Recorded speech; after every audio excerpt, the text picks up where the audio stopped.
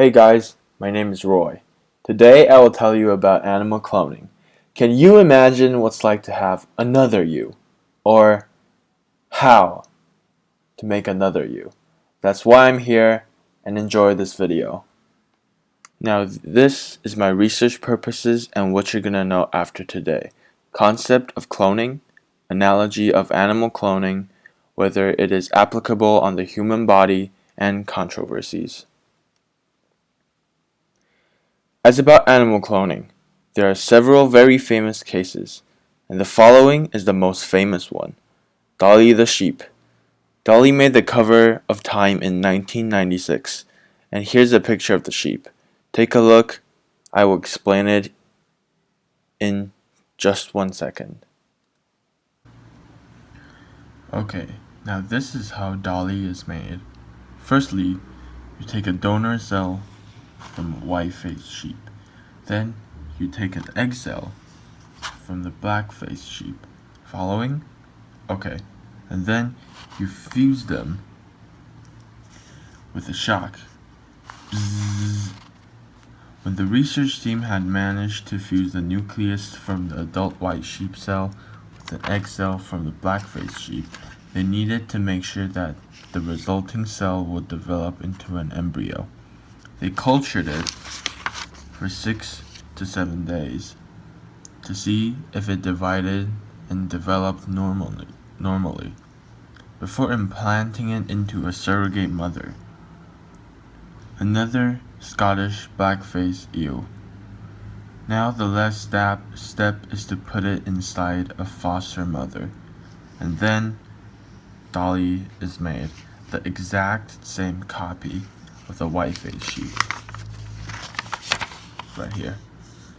So that is how Dolly is made, and I will put a graph later on, and you guys can see it more clearly. That is one way of cloning an organism, yes. Now here's another way. Artificial embryo twinning. I'm sure all of you have heard about natural twinning. That is when a sperm meets an egg and it becomes an embryo. And when the embryo replicates to a certain degree, it splits itself into half, and then becomes two identical organisms. Artificial embryo twinning is very similar to that, except we use a machine to cut the embryo instead of letting it split naturally, and then it takes care of itself and becomes two fully grown, identical organisms. And that is the concept of artificial embryo twinning. Now this is a video of artificial embryo twinning. We can see the sperm entering the egg cell, and then it becomes a fertilized egg. And it splits into two embryo, or it can be 4, 8, 16, it doesn't matter as long as there's more than two.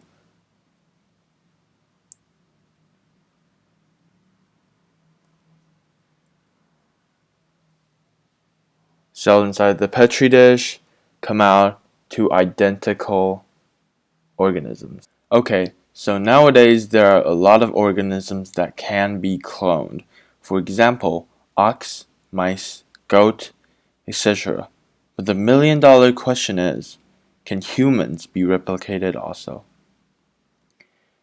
Okay, as you can see, I have put a picture of the movie Matrix on the slide. Now, although we aren't bionic machines, can we actually replicate ourselves to make more of us? The answer is yes, we can. We can in fact make more of me or more of you on the biological scale. But the big problem is that there are a lot of ethics problems, and it can be risky. Human testing are out of bounds, so it's kinda a hard problem for us to be sure whether it is safe enough for certain people. There are a lot of good things about cloning. For example, for endangered species, we can bring them back to a normal population. And if some rich person is really having a hard time for mourning his or her pets, they can also seek this way to bring their pet back to life.